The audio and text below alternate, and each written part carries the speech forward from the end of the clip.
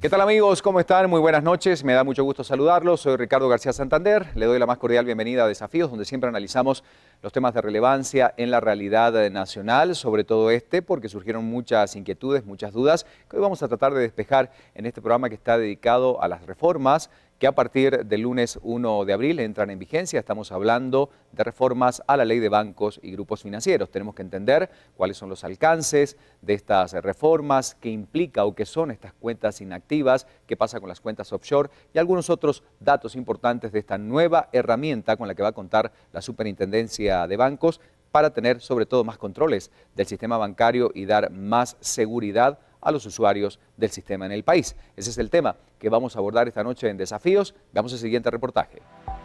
10 años después del cierre de dos importantes bancos del sistema, que provocó el colapso de varias economías familiares, una modificación al entorno financiero del país entra en vigencia. A partir de mayo, las finanzas nacionales cuentan con más herramientas para mayor protección de los ahorrantes al obligar a las entidades bancarias y financieras del país a fortalecer el Fondo de Protección al Ahorro, conocido también como FOPA, un fondo que sirve para compensar a los usuarios de bancos que cerraron y trasladar a este dineros que dejaron de usarse en cuentas de ahorro inactivas. Estas y otras medidas más buscan evitar las crisis, como las que se vivieron hace cerca de una década. De esto y más hablaremos a continuación en Desafíos.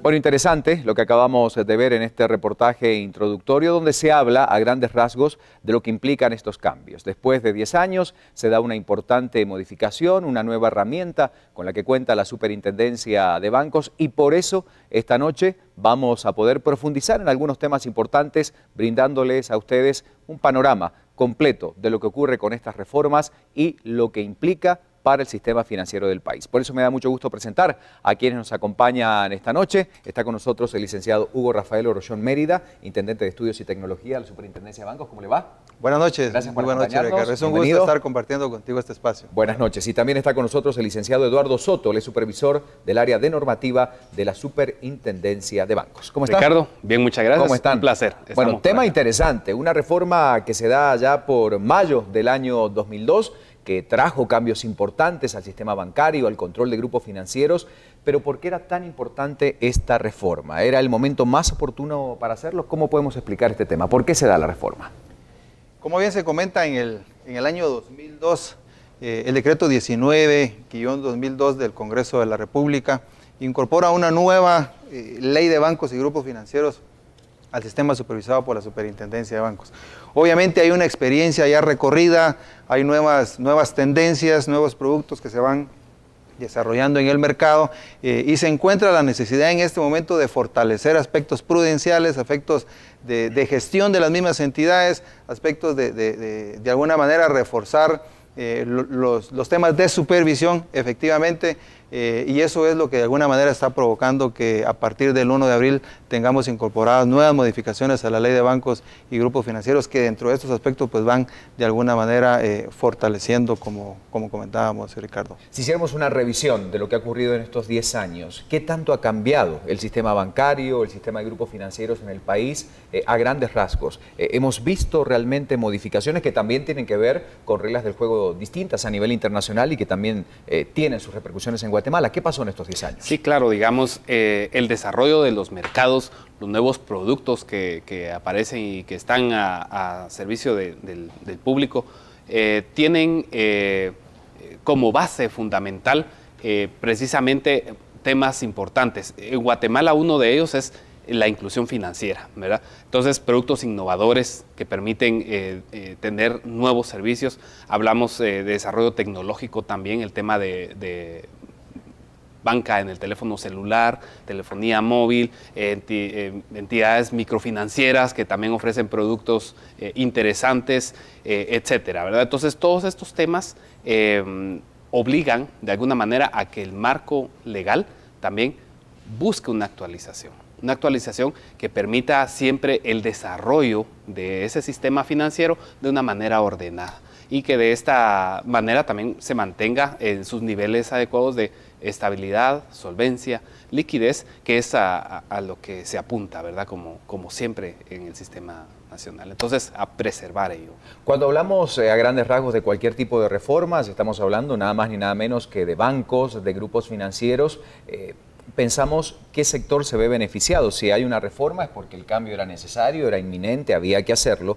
Pero si tuviéramos que explicar antes de entrar en el detalle concreto de qué son estas modificaciones y cómo van a afectar o no a las personas que tienen cuentas, ¿qué sectores salen beneficiados de la misma? O sea, ¿por qué era tan importante reformar y a qué sectores se va a beneficiar con esta reforma? La reforma estimamos que está beneficiando básicamente a todos los sectores que participamos en el tema de los servicios financieros. En primer lugar, al órgano supervisor. Hay un reforzamiento básicamente de la función supervisora de la Superintendencia de Bancos. Hay concesión de facultades de alguna manera que podemos platicar más adelante en forma específica. La Ley de Bancos y Grupos Financieros vigente a partir del año 2002 fortaleció en mucho la función supervisora de la Superintendencia de Bancos. Lo que estamos haciendo son algunos ajustes muy puntuales en los temas de supervisión. Otros de los sectores que se están favoreciendo definitivamente es el sector supervisado.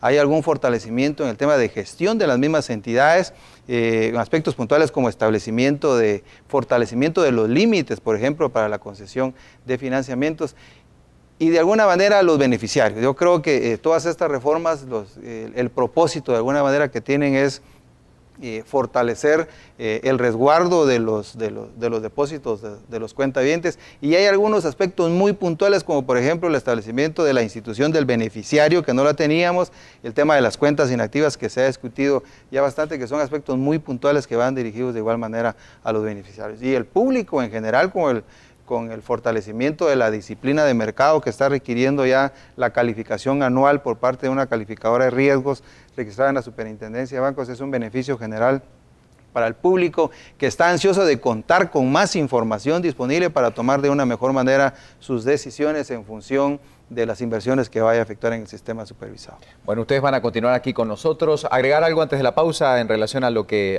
nos está respondiendo en relación a los grupos beneficiados, y luego sí ya entramos en los detalles? Bueno, quizá para poder complementar lo que comentaba Hugo, se había trabajado, ¿verdad?, con un sistema, fortaleciendo primeramente la infraestructura, con la emisión de la ley 19-2002 en aquel entonces, con la emisión de la ley de supervisión financiera, y ahora también un tema importante es que la disciplina de mercado considera también elementos importantes para el público, ¿verdad? Entrando al tema de educación financiera, entrando al tema de la responsabilidad del manejo de las cuentas, la actualización de datos, que son cosas también que complementan el funcionamiento ordenado, el funcionamiento adecuado de un sistema financiero a nivel nacional. Acaba de decir algo fundamental, educación financiera, porque indudablemente si no conocemos, si no entendemos de qué se trata la reforma, cómo nos afecta, qué significa una cuenta inactiva, cómo debo manejarme